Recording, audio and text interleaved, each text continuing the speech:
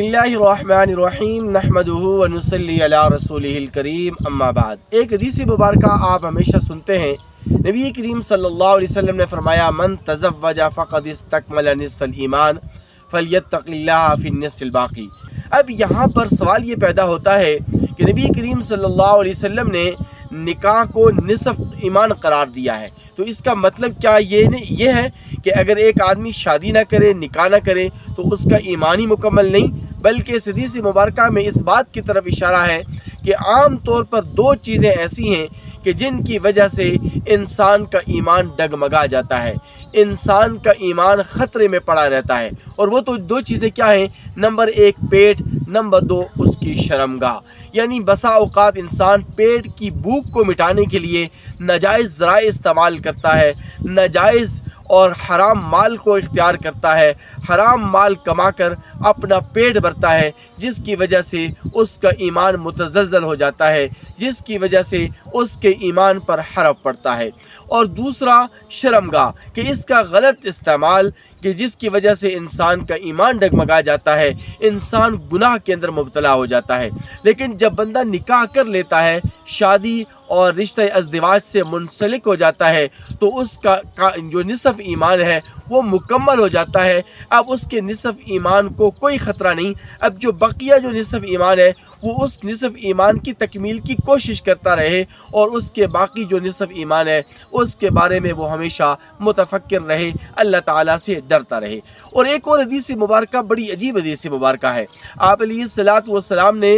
مسکین اور غریب اور فقیر اور نادار آدمی کی تعریف بڑے عجیب انداز میں بیان فرمائی ہے۔ آقا علیہ السلام فرماتے ہیں، اور یہ حدیث مبارکہ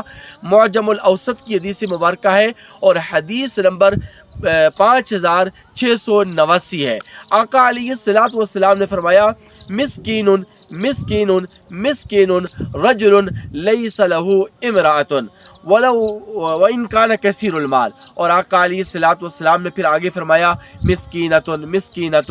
مسکینۃ امرأۃ لیس لها زوج وَإِن كَانَتْ كَثِيرَةُ الْمَالِ۔ آقا علیہ السلام فرماتے ہیں کہ مسکین وہ نہیں کہ جس کے پاس مال نہیں ہے، بلکہ آقا علیہ السلام نے فرمایا کہ مسکین تو وہ ہے کہ جس کی بیوی نہ ہو، جس کی شادی نہ ہوئی ہو، جو رشتہ ازدواج سے منسلک نہ ہوا ہو، اگرچہ اس کے پاس مال تو بہت زیادہ ہے، مال و دولت کی فراوانی ہے اس کے پاس، اور اس کے پاس مال و دولت کے انبار لگے ہوئے ہیں، بڑا بزنس ہے، بڑا کاروبار ہے، بڑی تجارت ہے، لیکن چونکہ اس کا ایمان ابھی تک نامکمل ہے، اور ایمان کیوں نامکمل ہے؟ اور اس کی مسکینی ابھی تک دور نہیں ہوئی، اس کی مسکینی تب دور ہوگی جب وہ رشتہ ازدواج سے منسلک ہو جائے گا۔ اسی طرح آقا علیہ السلام نے اس عورت کو بھی مسکینہ قرار دیا، اس عورت کو بھی غریب، مفلس اور نادار قرار دیا کہ جس کا شوہر نہیں ہے، جو رشتہ ازدواج سے منسلک نہیں ہوئی ہے، جس نے نکاح کر کے اپنے نصف ایمان کو مکمل نہیں کیا ہے، اگرچہ اس کے پاس